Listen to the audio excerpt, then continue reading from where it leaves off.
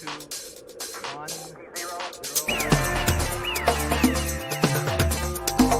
Uno, dos, tres, cuatro. What's up, Big 12 Nation? It is Tuesday night in America. That can mean only one thing. It is time once again for your favorite Big 12 YouTube show. That's right. It is the Biggest 12 with me, your host, Clint Foster. Thank you so much for making me a part of your Tuesday night. Coming here and hanging out, man. This is great. So much to talk about today, but, cue the confetti, get the air horns, all right. Hey, listen. This is the day we've been waiting for a long time. We get to throw a goodbye party to those fools down south and up north, Texas and Oklahoma. They're gone, people. A lot to talk about as far as that's concerned. Please share your favorite memories of our dearly departed in the chat as I quote Tombstone and say, well, bye. Get on out of here, baby. We're done with that. But before we get to that, all of the news we have to talk about, all of the Big 12 Media Days news that has come out. Okay, getting ready for next week. We gotta do some show business. Okay, you gotta hold up your end of the deal, and that is liking, subscribing to the show. If you're watching on Twitter, amazing. Thank you. I love that. So glad that you're watching. Pop on over to YouTube, baby. Hit that subscribe button. I'll make it worth your while, okay? Because there's a lot going on this Big 12 Voice of College Football channel. There it is right there at Big 12 VOCFB.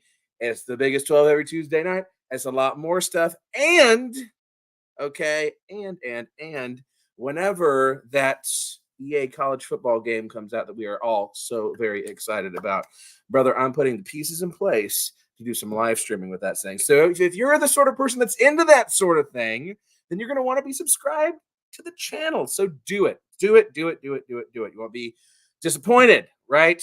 You love the show. Also, follow me on Twitter at Clint_Foster55. There I am. Twitter, X, whatever floats your boat, bro. That's where you can find me. And follow my YouTube channel at Clint Foster Comedy. It's summer, baby. This is when I'm cranking out videos for y'all. I'll just put out another one. The Big 12 ACC interviews, the conference interviews tend to be the ones that y'all like the most, right? They tend to get the most views. So go and check that out if you haven't already. If you have checked it out, check it out again and send it to somebody who hasn't seen it yet. Send it to some ACC people. I don't know any ACC people. We need to get the tentacles out on that East Coast and grow our influence out there. Expand the biggest 12, the Clint Foster sphere of influence, right? So that one of these days, there's a going joke among TCU Twitter that everyone is me, right? That all the accounts are me. Well, let's make it all me, okay? Let's just I'll be like Ego in Guardians of the Galaxy 2. We're gonna continue to expand until everything is me, and won't that be boring? Okay, so let's get moving with. Oh no, one more thing that I got to talk to y'all about. The big Voice of College Football is back on X. I mean, surely you probably follow Mark Rogers. Amazing dude, amazing follow. But here's another thing that you got to follow, folks. You got to follow our official Voice of College Football Twitter page. Here it is right here.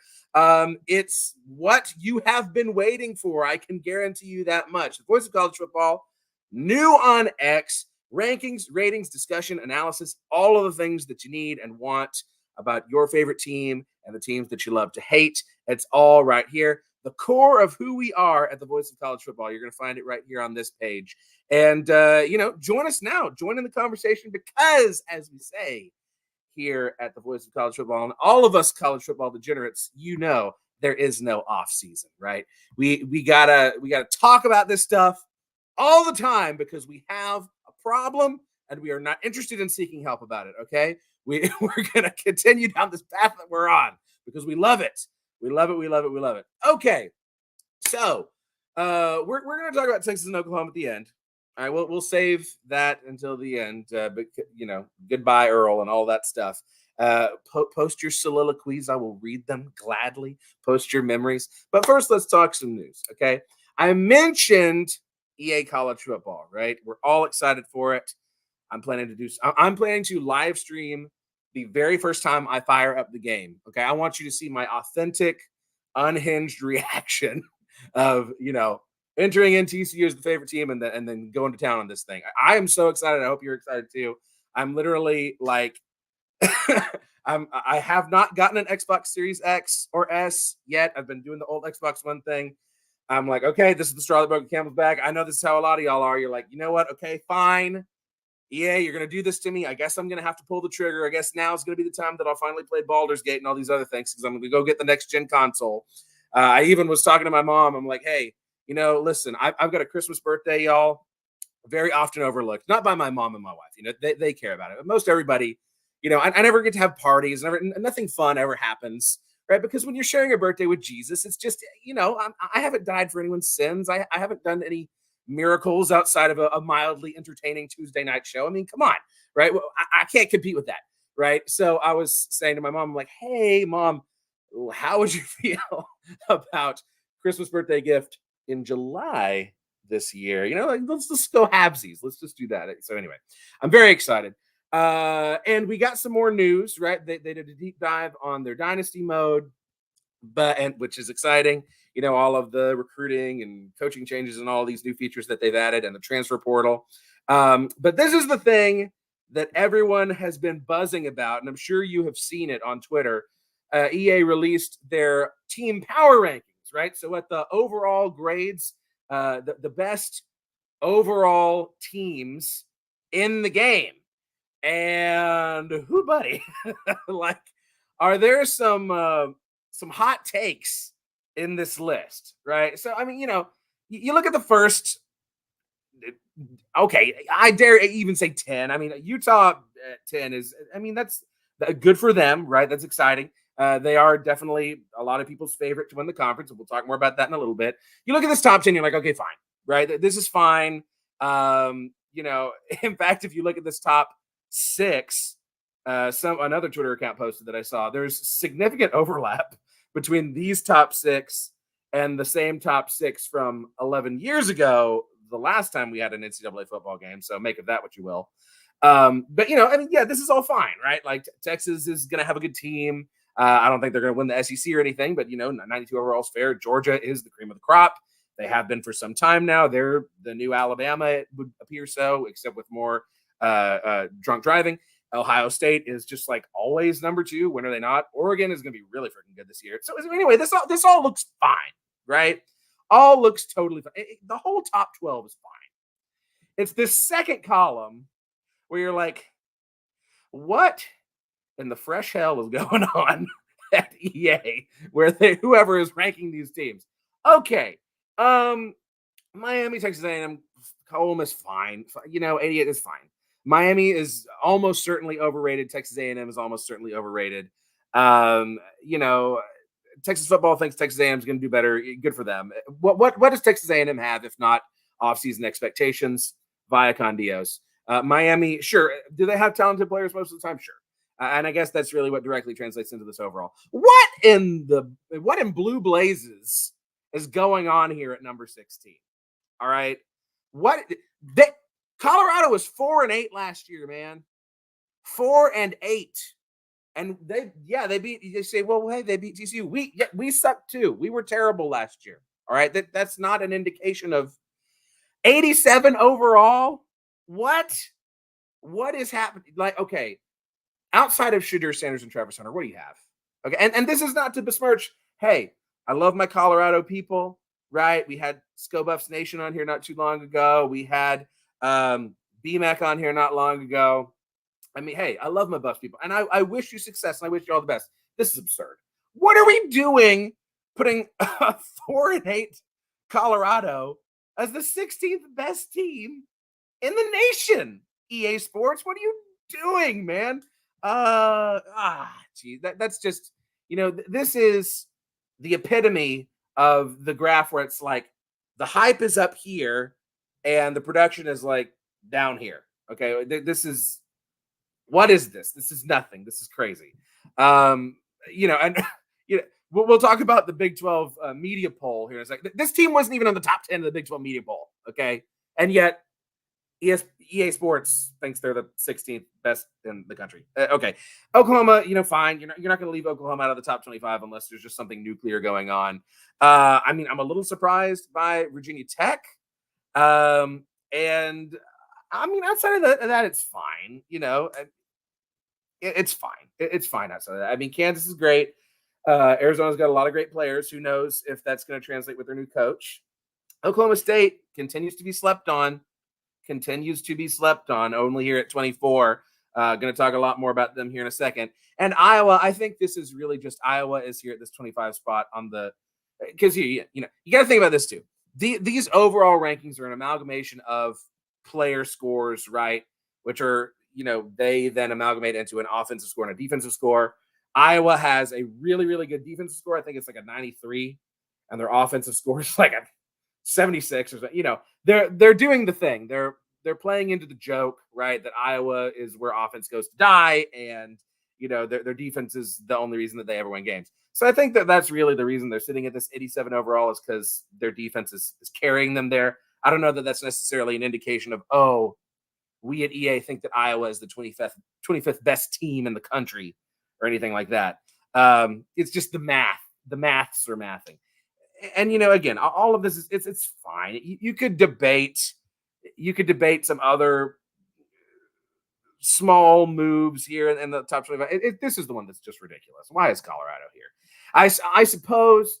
I mean, I don't think we've seen any individual player ratings. I am assuming that Travis Hunter is probably a 99 or a 98.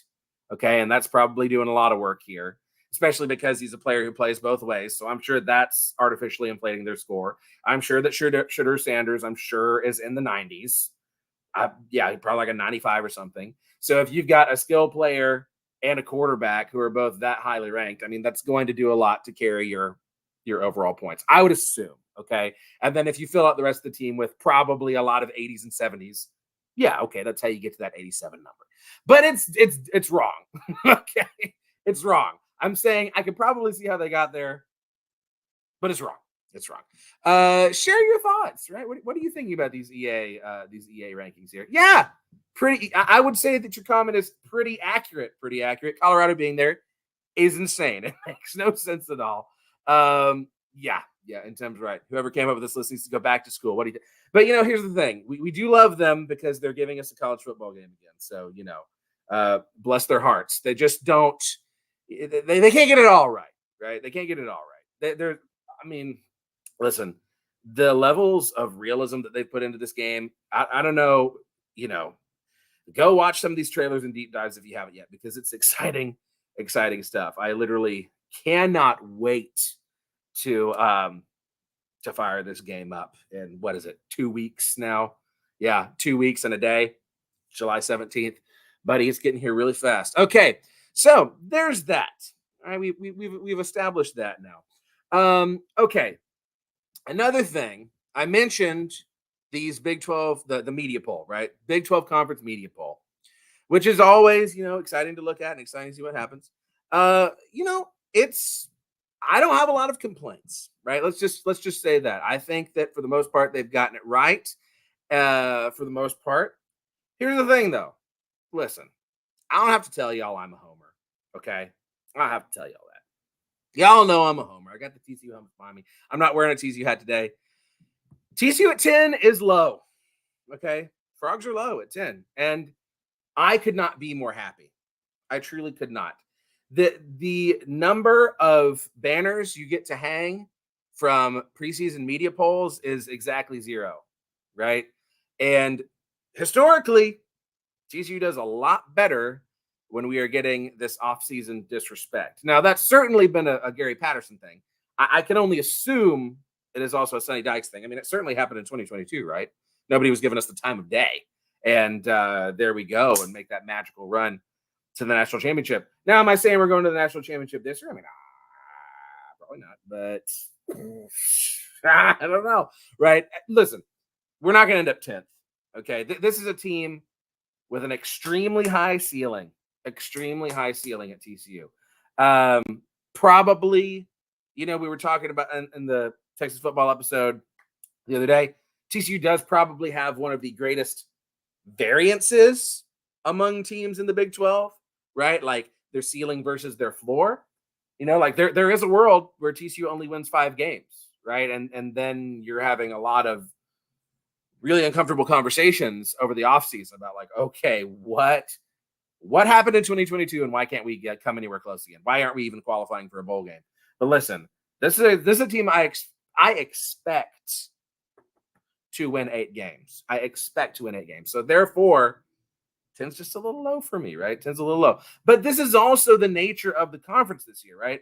I if I've said it once, I've said it 1,000 times that there is so much parity in this conference. It is literally wide freaking open. I mean, there is a path to Arlington for any of these, truly for any of these top 11 teams, right? I was just dogging on Colorado 4-8.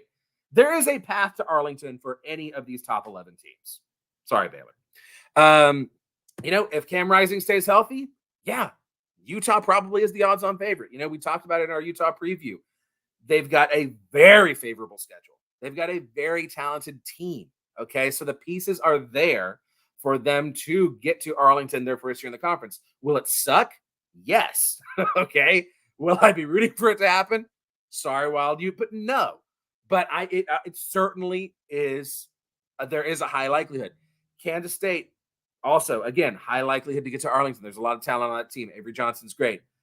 But listen, everyone is sleeping on Oklahoma State. The fact that Oklahoma State is sitting at 3 here, and yes, you see there, 14 people pick the Pokes as number 1, but that's not enough, man.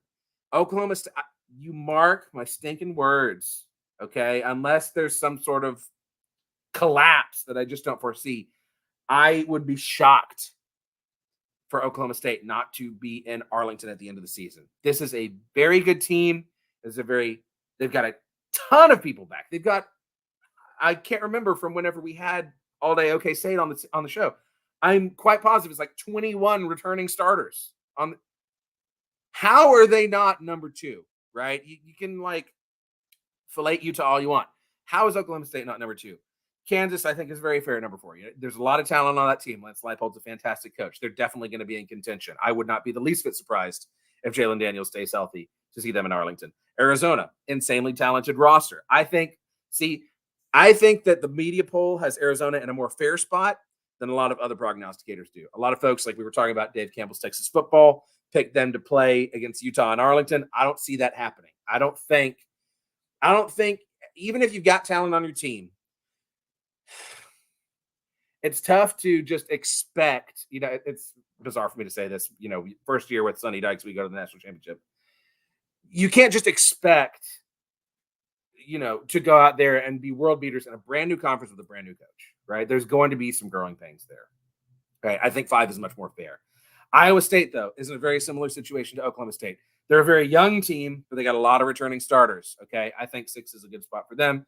West Virginia. Yes, West Virginia's going to be good again. Man, put us above Tech and UCF, right? We should be at number 8 right here. This is where we went wrong, okay? Sorry, y'all. Sorry. I mean, and that's not to say that Tech and UCF aren't going to be good, right? But again, you've also got, frankly, as many good quarterbacks as there are in the Big 12, Josh Hoover, Baron Morton, Cam Rising, Jalen Daniels, all have potential injury issues. And, we're not going to wish that on anybody. But that they're all guys who have histories with injuries, right? And an injury to that guy. Now, I don't think an injury to Josh Hoover derails TCU season in the way that an injury to Cam Rising derails Utah season, because I think Ken Seals is still very talented as a backup. But, that's health always plays a role. What are you thinking about these rankings? Like I said, I have some issues with it.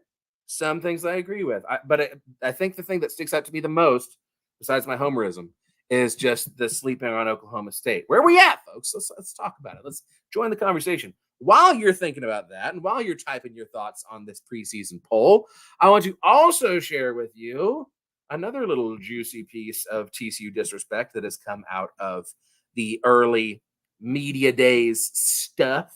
Okay. Which, by the way, media days start next Tuesday. So my plan for next week's show, I will not be in Vegas. My plan for next week's show is to break down all of the things that we hear and learn from the first day of media days, and then potentially pick up the pieces of the second day the following week. But also, I'm trying to figure out how that works with the live stream of EA College Football and all that stuff. Anyway, media preseason football team. Okay, here you go. There is not a single TCU player on this list. Not a single one. And TCU, now I was trying to look at this earlier, and I want to make sure that I'm right about this. I'm fairly certain that TCU, Arizona State, and Houston are the only 3 teams. Is there a Baylor player? I think there is. Let me see. No, Baylor as well. Okay, so Baylor either. 4 teams that do not have a single player on the all Big 12 preseason team. Wow. Okay. And also, one of those 4 teams, I mean, I guess that explains why they ranked us at 10th, right? But, I mean, how does that, the math isn't mathing, right? How do you have Colorado at 11, and yet you've got Shedeur Sanders, BJ Green, and Travis Hunter all here on the all Big 12 team, right? I mean, geez, Cincinnati, okay? And no hate to Cincinnati, but like, it's been a rough road to hoe. And I think it's going to be another rough road to hoe in their second season. Like, they've got a guy on the all Big 12 team. We don't have a guy, not one, not Savion Williams, not Bless Harris, not Nnamdi Oba, not Bud Clark, right? Not Bud Clark. I don't know, man. I don't know. But listen, bulletin board material. Give me all the bulletin board material, baby. I am happy to have it. This, at the end of the day, it means nothing except for something for us to talk about right now, and hopefully something to motivate my boys. But I mean, yes, running backs are great. Ollie Gordon, free Ollie Gordon with his DUI. Definitely, he's the best. Offensive player of the year. Best running back in the conference, Taj Brooks. I like that as the other running back. I mean, Shedeur Sanders, again, there's so much hype around this guy. And did it look great against TCU? Yes. Did we rush him ever? No. Were our cornerbacks playing 10 yards off the ball on 3rd and short? Yes. And he won 4 games. Cam Rising is in this conference, right? Jalen Daniels is in this conference. Just lost his name. Alan Bowman is in this conference, right? And his 40-year-old self. Okay. There's a lot of good quarterbacks in this conference. I think this Shedeur Sanders I think we're buying into the hype here and we're copping out a little bit. We're being blinded by the shiny object here. Don't really love him as the quarterback. Heck, that Arizona quarterback, for God's sake, who his name just escaped me. But that's another dude who you could say is the best quarterback in the conference. Tatario, whatever, McMillan, right? So yes, everything else is fine. It's just, okay, what's happening here? Why don't we have? Why the lack of TCU guys, man? I don't understand it. Also, like we're missing like Baylor has that cornerback that we were talking about, whose name is escaping me. I don't know anything about, Takario Davis, okay, or Jeremiah Cooper for that matter. But like, why the hate, man? I don't know. I think that the Pac-12 is a smidge overrepresented, and yet Utah is also underrepresented. It's very strange, right? I don't know. But what do you think? Right? Share with me your thoughts. Come on, talk to your boy. Let's have a conversation. I feel like I'm talking to a fire hydrant right now. I'm trying to find that Baylor cornerback's name because I want to, I want to give a shout out to a guy, Caden Jenkins. Caden Jenkins, right? Where's Caden Jenkins on this list? Where is there's so many good players that we're missing. Where's Braylon Lux, right? Where's Bud Clark? Where's Nnamdi Obiazor? Where's we got Taj Brooks on there, Where's Savion Williams? Where's Where's Campbell Barrington, right? The best named Baylor player of all time. His last name's Barrington. If only his first name was Barry. You know, hey, but it's motivation. It's motivation. It's something for the Frogs to play for, and I do love that. I do love that. Okay, so we're talking about TCU stuff, right? And this is another big piece of news that came out this past week, if I'm remembering my dates correctly. And this came out actually. Jeremiah Donati, the athletic director of TCU, wrote it in his newsletter that all of us TCU folks get. And this is, you may say, hey, this is a TCU story. Why do we care? Right. But I think this has major shockwaves for all of college football, right? TCU's commitment to do this. And that is to participate in revenue sharing at the maximum possible level. Okay. Here you go. This is from KERA, which is the PBS station in North Texas here in DFW. TCU to participate at highest level, an unprecedented revenue sharing model for student athletes. Now, is TCU the first Big 12 team to talk about revenue sharing? No, right? Like Texas Tech has talked about it. There may be other teams that have talked about it. I'm only really aware of Texas Tech. But what is significant about this is TCU's commitment to the dollar amount, like the dollar amount that was placed on this commitment. So here we go. We'll read a couple of paragraphs of this. On Friday, in a newsletter written by athletic director Jeremiah Donati, TCU confirmed its commitment to fully engage with the settlement's provisions, this being the NIL settlement, the $2.8 billion NCAA settlement, which is, the whole reason that college athletes can be paid, right? And this is also part of the idea that the recent decision was that colleges can directly pay their athletes. They're doing the SMU in the 80s thing, right? A paycheck in an SMU envelope. Okay. It's not from a booster. So, emphasizing its intent to participate at the highest permissible level in revenue sharing.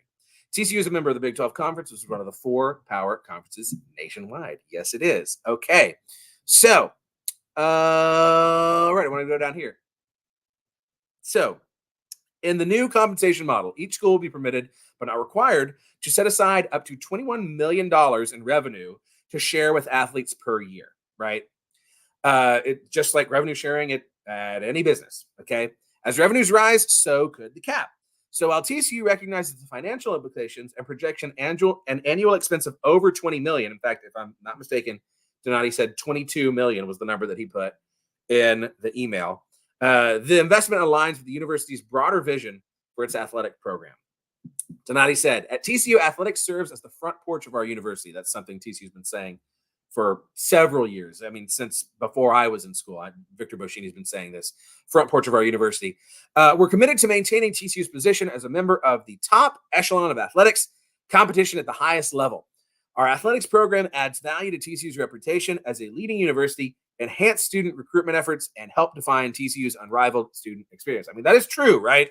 Athletic success does lead to good things all across the campus. I mean, half the reason that there's a billion kids from Southern California nowadays at TCU, it's like a cultural thing down there, is from TCU playing in and winning the Rose Bowl, right? There is a one-to-one correlation. There's a reason why it was a lot easier and cheaper for me to get into TCU when I did, thank the Lord that I am the age that I am, versus now, right? It plays a role. From June 2022 to June of 2023, TCU spent $149.3 million on athletics. That's a lot of cheddar, according to federal data. The specifics of revenue distribution, including the timeline and mechanisms, are still under deliberation. TCU plans to address these details in the coming year, aiming to maximize the benefits for its student athletes. Many questions, however, do remain, and we will need to work out many details, Donati wrote. For example, how and when we distribute that revenue remains unclear at the moment. I mean, yeah, that's to be expected. We haven't worked out the nuts and bolts, but there's just a commitment to this $22 million is going to go to athletes, which is very cool, frankly. Donati also highlighted the importance of continued support from the university's NIL collective, the Flying T Club, and similar collectives, which have funneled millions of dollars to the university since the advent of NIL. Even with this new industry model, the Flying T Club and collectives across the country are not going away. They will just look different, but they will still be a major part of college athletics, Donati wrote. He compared the settlement to landmark Title IX legislation of 1972 in terms of potential to transform college athletics. And that's very true. Just like in any business or walk of life, change can bring new opportunities. Maximizing as many of those as possible for our student athletes is vital. As TCU and other institutions continue to adapt, Donati anticipates further clarity on several issues, including the potential involvement of Congress in supporting these changes. Okay. So, why is this a big deal? Well, it's a big deal because TCU is committing to compete at the highest level, right? Uh, if you follow Big 12 Twitter at all, right, then you're probably familiar with just lost his name, John. Oh, this is why I need a co-host, John Kurtz. Okay, John Kurtz. He actually talked about this on his show earlier this week or this past weekend. This sends a message not only to other teams in the Big 12, but to the SEC, to the Big 10, right? The Big 12 is not going away, right? We're not going to shrink into the background and allow y'all to just claim to be the end-all be-all of college football, right? TCU has a commitment to compete at the highest level, right? To pay the maximum amount it can pay its student athletes, right? We're not going to be, the idea is we're not going to be outbid, right? We're not going to miss out on players because we couldn't pay them what you can pay them, right? We're going to pay them the maximum permissible amount. Now, college athletics are college athletics, right? Are schools like your Alabamas or your Georgias, are they going to find a way to somehow surpass that number? I mean, probably, but also, I mean, I really don't know that anything is really off the table in this day and age, right? I mean, maybe you're exceeding your revenue sharing number, but you're still receiving money from, NIL collectives and boosters and advertisements and whatever else, right? Which, by the way, I don't know if y'all saw this, but there's a new thing at Ohio State where they were talking about players. They showed some player who was like giving a signed jersey to a tattoo artist in exchange for some tattoos. And he had like the saran wrap on his arm. And the reply was Terrell Pryor somewhere is just losing it. Like, oh my, come on, man. Like, how is this happening now? Now it's okay. Oh, come on. But yeah, this is a big deal. This is a big deal for the future of the Big 12, for the future of TCU specifically. I mean, my hope is that all Big 12 teams will follow suit, right? That they will all commit to a similar level of revenue sharing for their athletes to keep us all competitive, keep us all in the mix, right? Keep us all where we're supposed to be. Okay, one last thing I want to show you before we get to our going away party. And this is something that I collaborated with Saturday's Warrior. Okay, this is a BYU guy. If you haven't checked out Saturday's Warriors show on YouTube, you should. Great dude. Trevor's I'll say what he wasn't willing to say without me telling him to say it. He's a great all-around guy. Okay, you should check out his show. We got together yesterday, and I'm just gonna show you a screen cap from what we did together. We assigned rivalries to all of the Big 12 schools because he's like, you know what? I watched your rivalry draft video. I loved it, but you should watch it if you haven't. It's funny stuff. But it got me thinking, like, all of these new schools in the Big 12, we really do need to assign rivalries to them. Who are their rivals going to be? So we put a lot of thought into this, like 45 minutes of thought, 42 minutes. Okay. And the idea here was that, a school could be each school got 3 rivals. Okay. No more, no less. Okay. So the idea is that once a school has been selected by 3 other teams, they're then off the board. Okay. So that's why you see the collection that you do. Okay. What do you think of this list? Right. We got, I felt very strongly. I told him about Baylor, TCU, and Texas Tech all being in like a rivalry trio together. And then we add in, Oklahoma State for Tech, Utah for TCU, BYU for Baylor, the Mountain West connection for TCU, the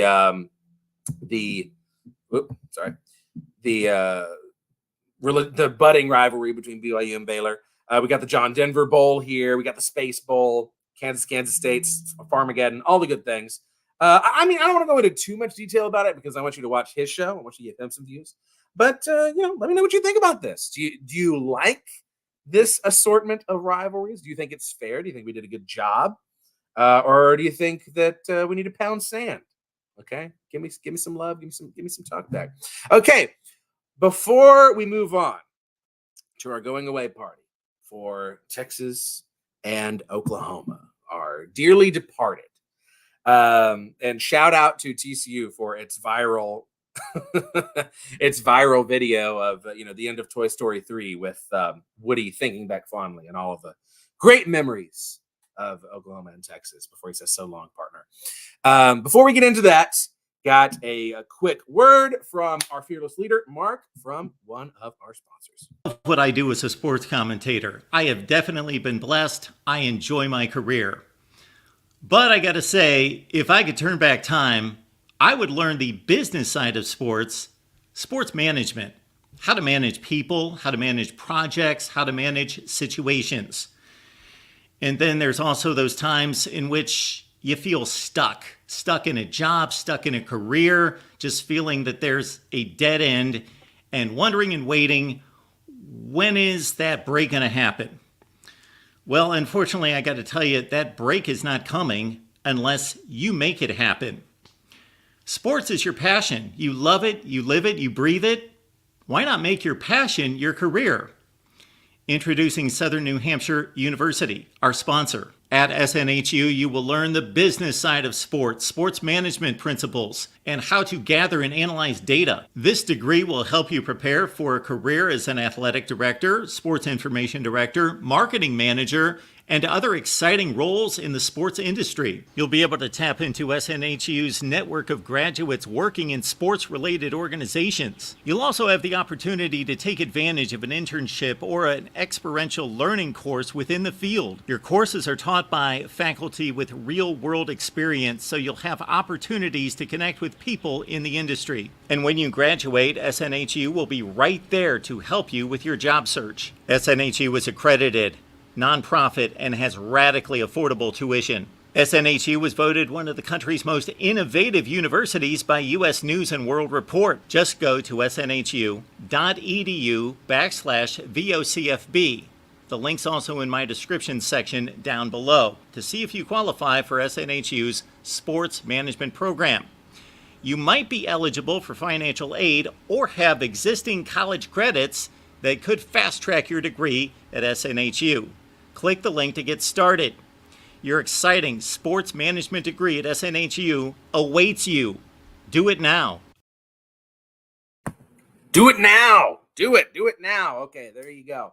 So, quick thought on the rivalry list. Makes sense. Thank you, Rob. Still hate the new trophy.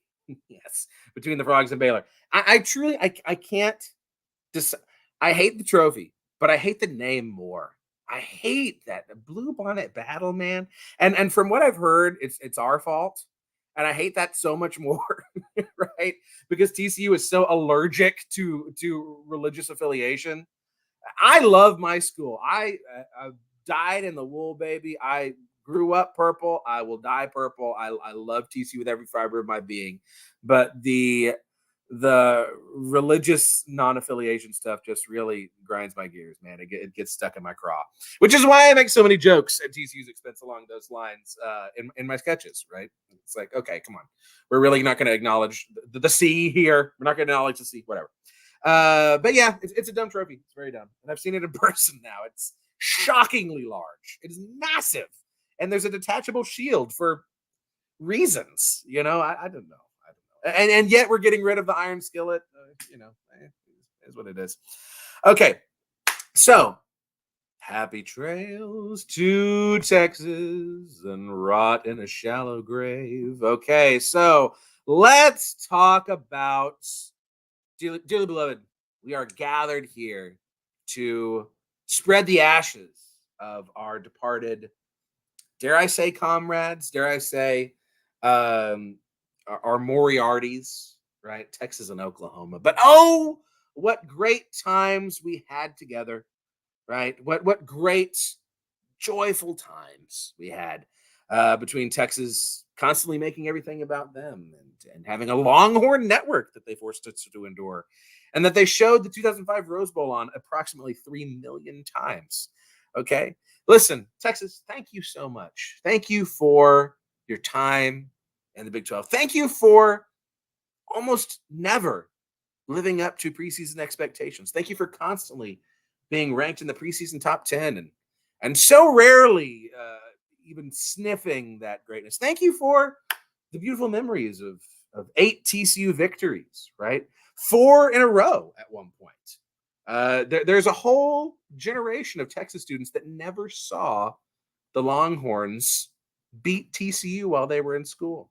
You know, here's this is a personal favorite of mine. This was my senior year in college. Thanksgiving night at Darrell Royal Memorial Stadium, and the Frogs get not bowl eligible, 7th win of the season with the victory over Texas in a very sad fool in a turkey costume. Here's another great one, also on Thanksgiving night. This was the last time Texas played TCU on Thanksgiving when they said, no, we're not going to do this anymore. This is not going well for us. Nice little blowout victory in Austin, followed by another nice little blowout victory in Fort Worth, right? This is in 2015. Frogs end up winning 50-7. You had Texas players attempting to transfer at halftime, right? Tweeting about how, hey, I need to get out of here. This isn't working for me. And then 2016. This is one that not a lot of us thought we were going to win. My friends and I went down to this game. TCU was not having a good season in 2016.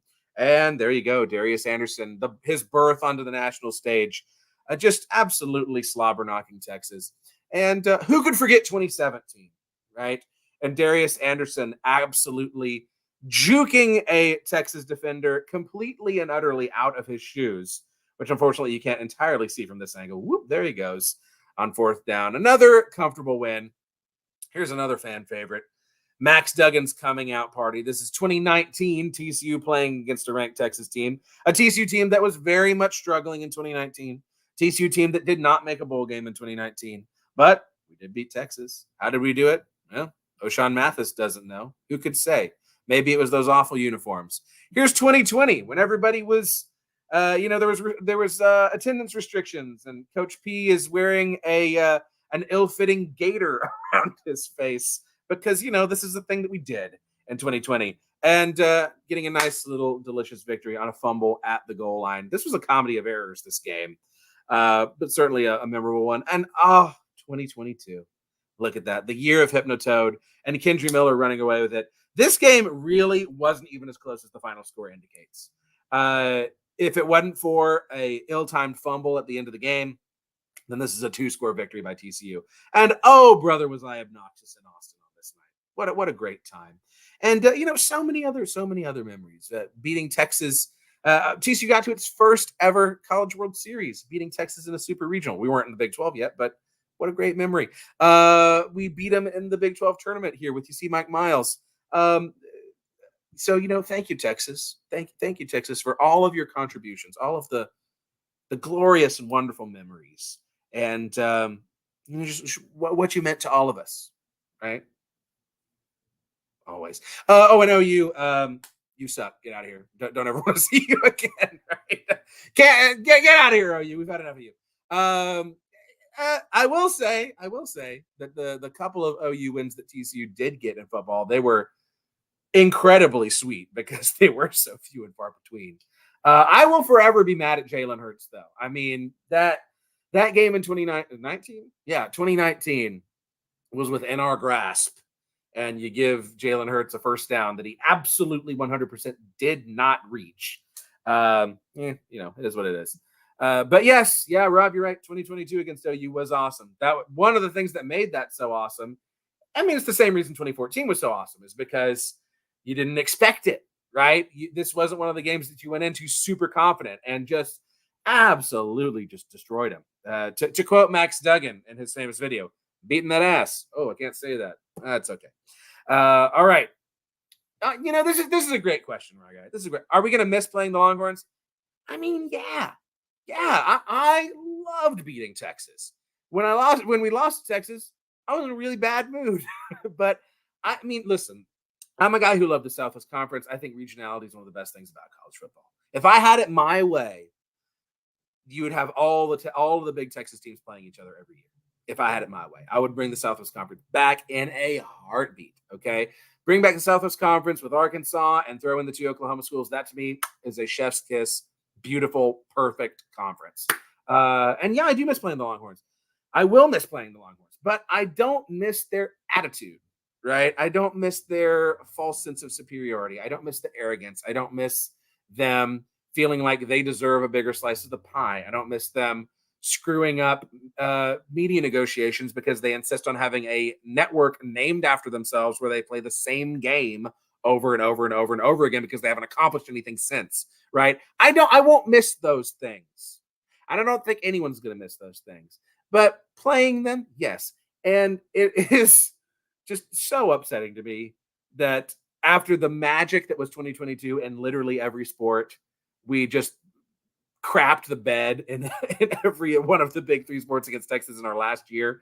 That sucked. That really did. We so could have won that football game. That football game was right there. And if Nuke Bradford doesn't fumble an interception, maybe that game goes differently. If we could, we beat them so many. Losing to them in basketball and baseball. Now, did we win that baseball series? I think we did win that baseball series. At least Peyton Tolley had a really good game. I wish we would have beaten them in football. Okay, and basketball. That's what it comes down to. But yeah, I'm gonna miss playing them. I'm gonna miss the banter with friends. Right? I'm not gonna miss the politics and them peeing in everyone's Cheerios at an administrative level. Right? That's what sucks. That's one of the main reasons that nobody likes them. Okay. And yes, once again, I think it's fair to say that all of your comments are, yes, pretty accurate. It is funny that TCU made it further in the CFP than Texas or Oklahoma. Thank you for bringing that up. What an interesting thing. And how further interesting is it that Texas, who made so much fun of TCU, who dared put a college football playoff banner in our stadium after reaching the national championship game, something that we had not done since 1938. Okay. How hilarious. What a poverty program. How dare they do that? They emblazoned on their Big 12 title rings, college football playoff. You didn't win a game, bro. You couldn't beat Washington. Okay. Get out of here with your hypocritical nonsense. Get out of here with that. Okay. But yes, that warms every cockle of my heart that Oklahoma and Texas never could win a playoff game in the 4-team format, and the Frogs did. Ding, dangly, did. And I can't think of a better place to end this show. Yeah, I truly can't. So, goodbye to you and your choo-choo song.